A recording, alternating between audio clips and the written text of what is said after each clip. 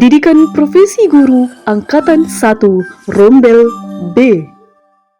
Fakultas Bahasa dan Seni Universitas Negeri Padang 2024. Anggota kelompok: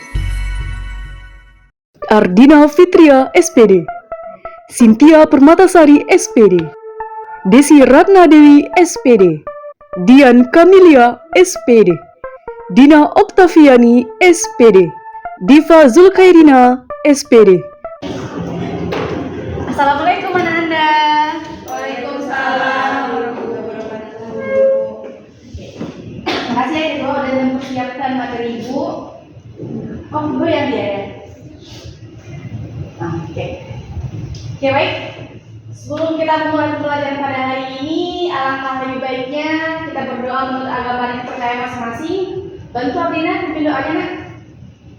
Siap berat, hormat berat, juga berat. Sebelum kita memulai pembelajaran hari ini, marilah kita berdoa menurut agama yang percaya masing-masing. Berdoa mulai. Berdoa selesai. Baik, dengan absensinya ya. Desi, hadir Bu. Ardina, hadir Bu. Cynthia, hadir Bu. Dina, hadir Bu. Diva, hadir Bu. Yuni, hadir Bu. Hadir semua ya. Ada nama yang belum Ibu sebutkan? Tidak, Bu. Tidak, hadir semua ya hari ini.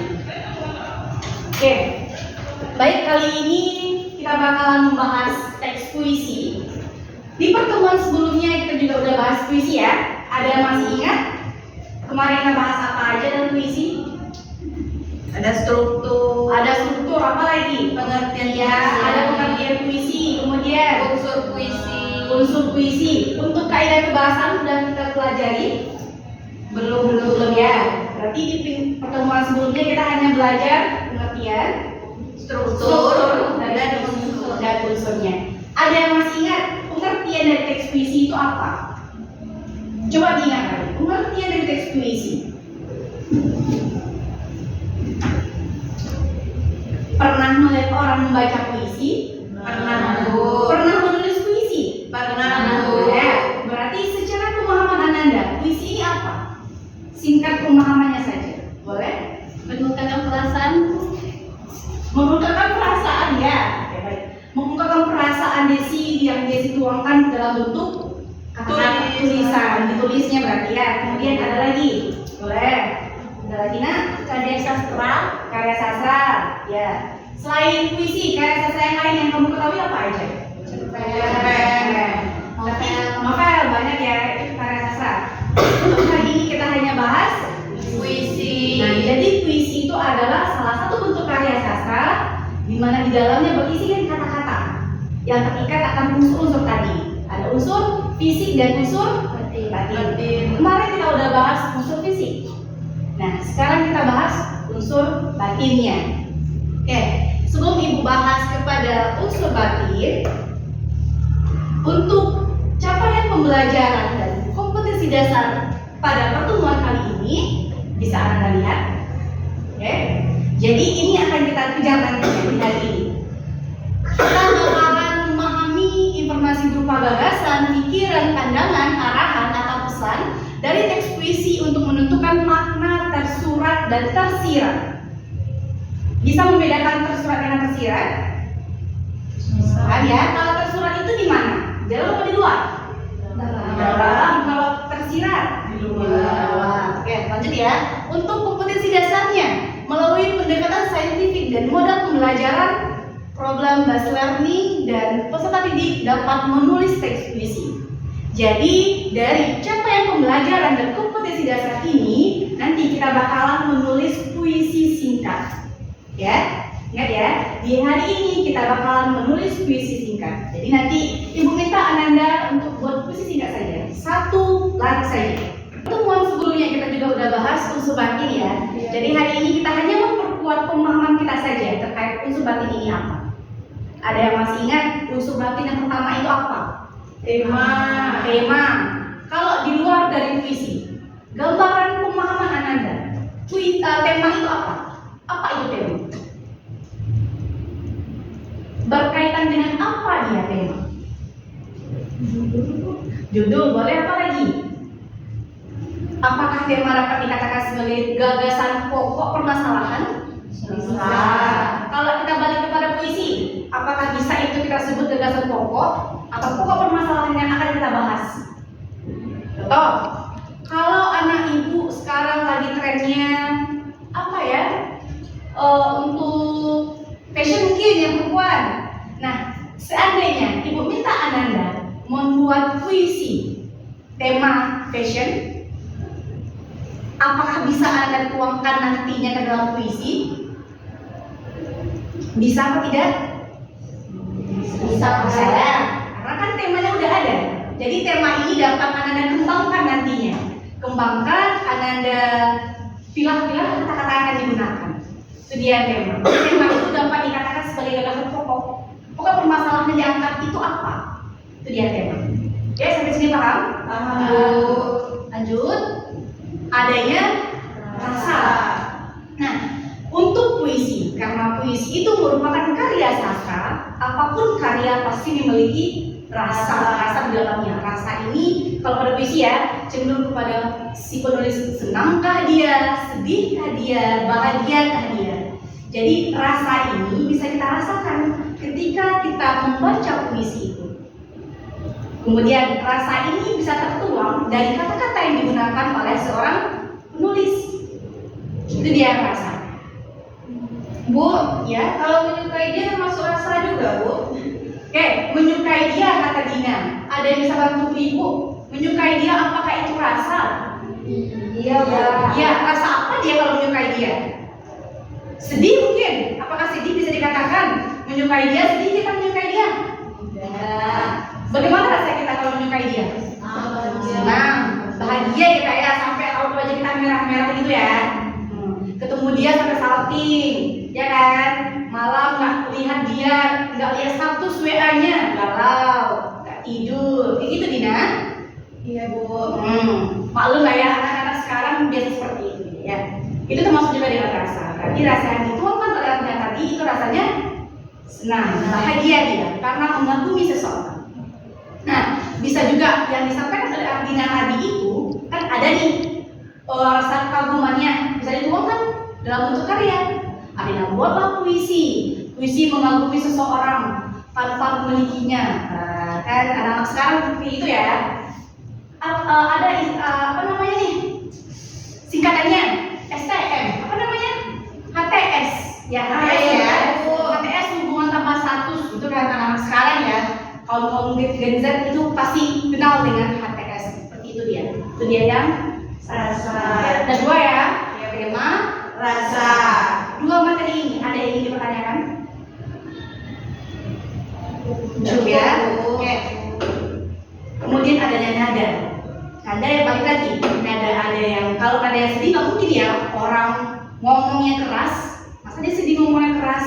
Kalau bahagia bisa suaranya pasti keras karena dia bahagia. Itu dia nada. Kemudian adanya amanat. Nah, banyak karya sastra. Apapun karya sastranya, apapun karyanya, pasti ada amanat.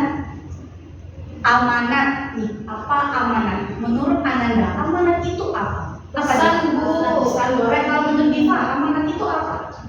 Pesan, Bu. Pesan juga. Kemudian, karena amanat itu adanya pesan, adanya informasi. Informasi apa yang kita ambil? Pengalaman, pembelajaran apa yang bisa kita ambil dalam karya sastra ini? Karena ini kita bahas apa yang kita bahas hari ini? Puisi. Berarti amanat yang terdapat di dalam puisi. Sesuai dengan tujuan pembelajaran kita ini. Tujuan pembelajaran kita adalah memahami informasi makna yang terdapat di dalam puisi. Oke. Bisa Ibu lanjutkan? Bisa, Bu. Oke, baik. Kali ini Ibu akan menampilkan satu buah puisi karya Suparji Djokodarmono. Suparji Djokodarmono ya, merupakan sastrawan yang terkenal. Yang terkenal dengan puitis-puitisnya. Biasanya ini anak-anak Gen Z ini yang suka dengan karya puisinya ini. Kalau yang Bapak Suparji ya. Nanti ini ada satu buah puisi.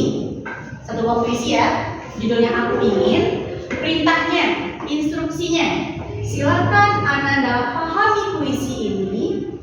Oke, pahami puisi ini, kemudian Tugas yang keduanya, tuliskan di kertas 1 lembar apa makna, apa hal yang dapat tercermin, tergambarkan dalam puisi Aku Ingin ini.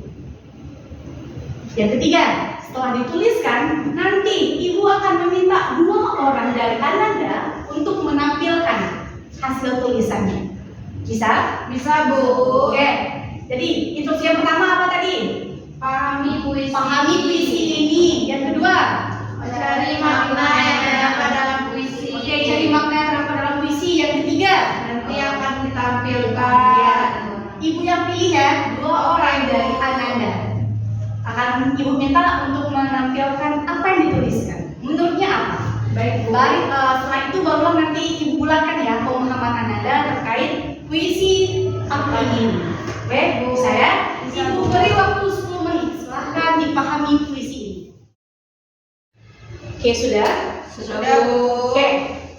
Maunya ibu yang pilih atau Ananda yang ajukan tangan?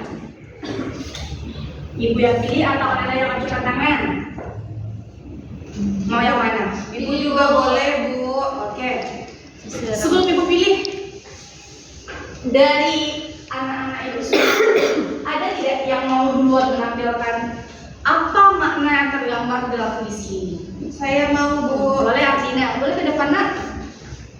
Ke depan, Bu. Boleh.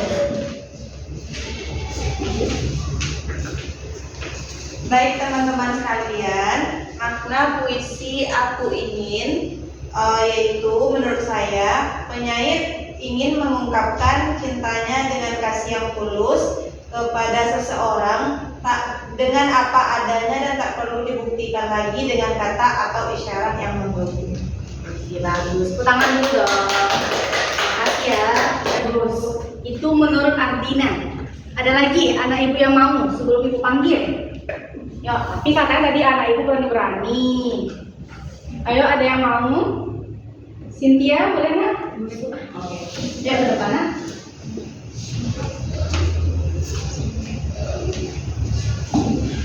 Baik, adapun makna dari puisi tersebut yaitu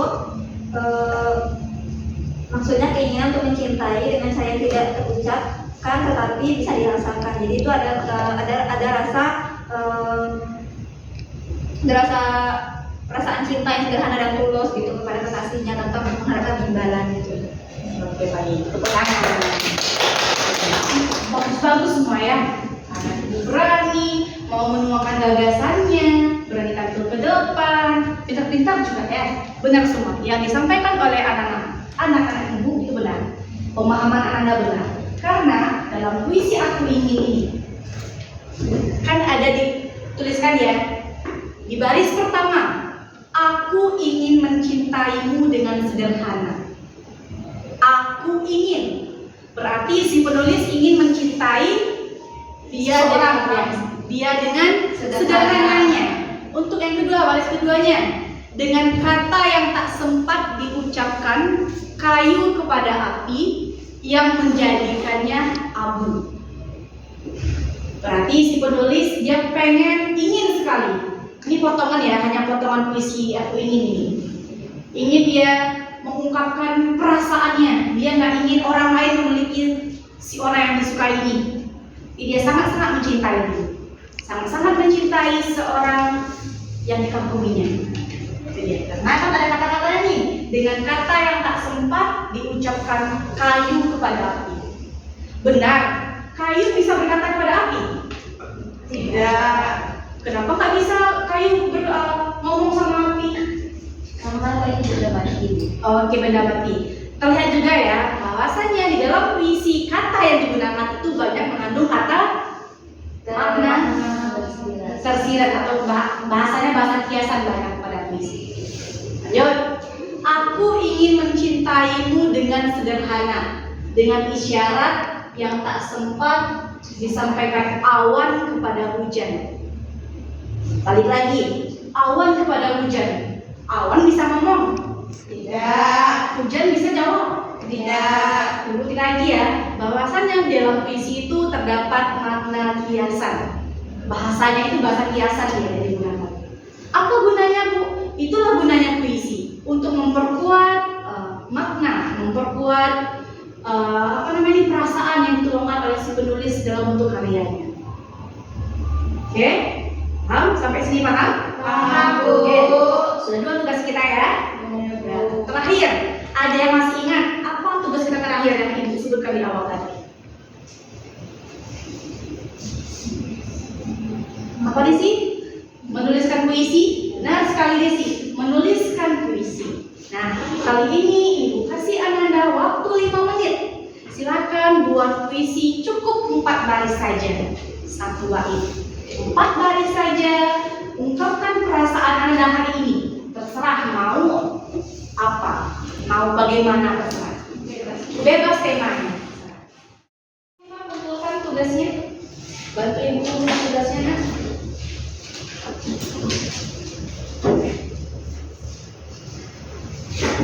Ini jangan lupa bikin nama ya, karena ini mengganti nilai ujian. Sudah Bu. Terima kasih ya. Oke. Ya. Jadi ada yang bisa membantu Ibu untuk menyimpulkan apa saja kegiatan kita pada hari ini? Kalian boleh? Ya baik Bu. Puisi adalah suatu karya sastra yang dituangkan dalam bentuk kata. Nah, dalam puisi juga ada tema, ada rasa. Nah, dari materi yang kita pelajari tadi berdasarkan puisi dari Sapardi Djoko Damono yang berjudul Aku Ingin, di mana di sana ada isyarat bahwasannya dia sangat ingin mencintai pasangannya tanpa adanya paksaan. Itu saja Bu. Terima kasih. Terima kasih ya. Terus sekali lagi Dina. Benar disampaikan Dina. Kali ini kita udah bahas tadi ya, udah bahas unsur batin dari puisi. Apa itu tema, apa itu perasaan, apa itu nada, apa itu amanah. Dan pun kita juga sudah melihat, mengamati bagaimana maksud dari puisi Aku Ingin. Kemudian tadi juga Ibu sudah minta Ananda membuat 1 buah puisi. Ya, di pertemuan selanjutnya kita bakalan membahas kaidah kebahasaan dari teks puisi.